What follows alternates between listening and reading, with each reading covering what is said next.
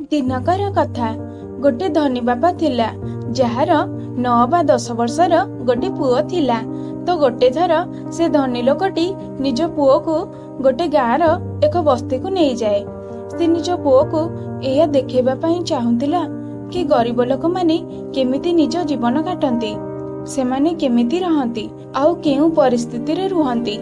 आउ से निज पुओ को यह अनुभव करैबाकू चाहूला कि से सेमानक ठारू केते भलरे अछि, ताकू केते भल खाइबाकू मिलुची, आउ पिंधिबा पई भल कपड़ा मिलुची, आ ता जीवन गरीब लोकक ठारू केते भलरे अछि।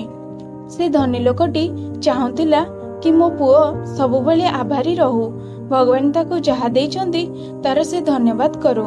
से निज पुओ को गरीब लोक मानक सह मिसाए, सेमानक पिला मानक सह मिसाए, खेतबाड़ी करुथबा लोक मानक सह मिसाए, श्रमिक मानक सह मिसाए। से निजर पूरा दिन सही गाँव रे बितांती। आउ जेतेबेले संध्यारे घर को फेरती तो धनी लोकटी निज पुओ को पचारे कि पुओ आज तुमे कौन देखिल, तुमे आज जो लोक मानक सह मिसिल तुमको तांको ठारू कौन शिखिबाकू मिलिला, सेमानक जीवन आ तुम जीवन भितर कौन फरक अछि। तो से 10 वर्षर पिलाटी उत्तर देला आ कहला कि पापा मु देखिली कि आम पाखरे गोटे ही डग अछि, किंतु सेमानक पाखरे 4टी डग अछि, बहुत सारा गाई भी अछि, आ कुकुड़ा भी अछंती, आउ भी बहुत सारा एनिमल अछंती। आम पाखरे गोटे ही स्विमिंग पूल अछि, किंतु सेमानक पाखरे गोटे लंबा आ चौड़ा आम स्विमिंग पूल ठारू भी बड़ नदी अछि। आम पाखरे राति रे आलोकित करिबा पई ट्यूबलाइट अछि, किंतु सेमानक पाखरे जन्न आउ तारा गुड़िक अछंती। आम पाखरे आमको प्रोटेक्ट करिबा पई आम घरर कांथ अछि, किंतु सेमानक पाखरे भल सांग अछंती। एहा सुनिबा परे से धनी लोकटी हसे आउ निज पुओ को कुंढाई पकाए। सांग माने आमको ये कहानी रू ए शिक्षा मिले कि सबु खेल आम देखिबा शैली रो अटे। जदि भाबिबा तो आम पाखरे सबु किछि अछि, आउ जदि भाबिबा तो तुम पाखरे किछि भी नाही। जदि भाबिबा तो तुम पाखरे पूरा समुद्र अछि, आउ जदि भाबिबा तेबे तुम पाखरे समुद्रर गोटे बुंदा भी नाही।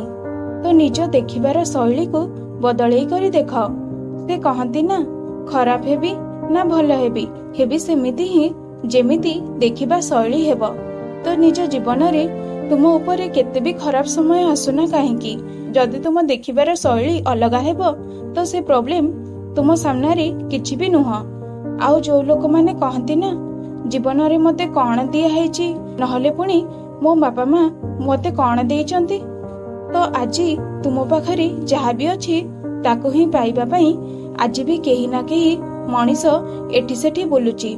आउ आजी तुमे जो जिनिस को हासिल करबा को चाहूच ताहा भी कौनसी ना कौनसी मनीष पाखरे निश्चय अछि, किंतु से मनीष भी कौनसी द्वितीय जिनिस को पाइबा को चाहूची। तो देख जीवन रे आगो को बढ़िबा खराब नुह, आगो को बढ़, बहुत किछि हासिल कर, किंतु तुम पाखरे जहा भी अछि ताको धन्यवाद दियो।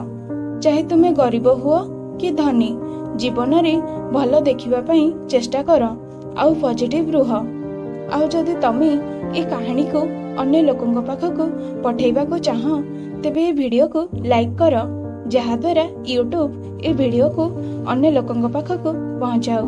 आउ जदि हम कहानी भल लागिची तेबे हम चैनल को सब्सक्राइब कर। तो मु मिसुची तुम सह नेक्स्ट कहानी रे, से पर्यंत अपेक्षा कर, आउ खुशी रे रुह, आउ जीवन रे आगो को बढ़। Wish you all the best.